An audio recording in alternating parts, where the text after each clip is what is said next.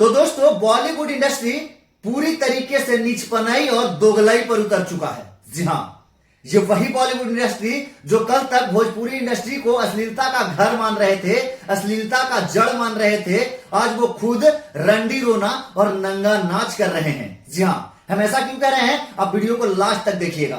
तो नमस्कार, मैं अनुराग और आज हम बात करने वाले हैं बॉलीवुड इंडस्ट्री में हो रहे दोगलाई और बॉलीवुड इंडस्ट्री में हो रहे छिनराई के ऊपर। जी हां, आपको बता दें कि एक गाना आया था नूरा फतेही और संजय दत्त का, अंदर डालने निकालने और चूसने चाटने वाला, जो कि सोशल मीडिया पर काफी ज्यादा ट्रोल हुआ।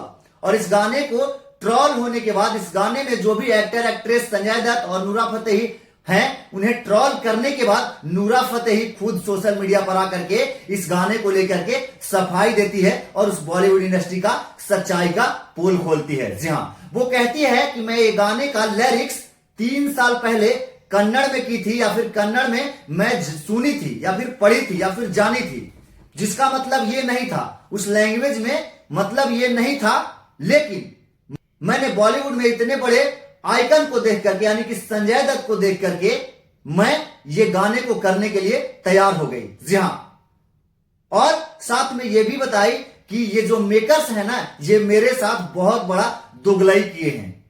सेट पर इन्होंने इस गाने का हिंदी मतलब नहीं बताया, क्योंकि मुझे हिंदी समझ नहीं आता है। जी हां, और अगर बताए भी तो फिर इसका मतलब कुछ और बता दिए, और ये कभी ये नहीं बताया कि इसका मतलब ये हुआ और बाद में एक कंट्रोवर्सी का रूप ले लेगा। जी हां, तो सोचिए कितना बड़ा दोगलाई कर रहे हैं ये बॉलीवुड वाले, ये मेकर्स, ये पूरे बॉलीवुड वाले आप कह सकते हैं। सोचिए, इतने बड़े आइकन संजय दत्त, वो भी आज एक पैसों के लिए, चंद पैसे कमाने के लिए आज इस नीचता पर उतर चुके हैं।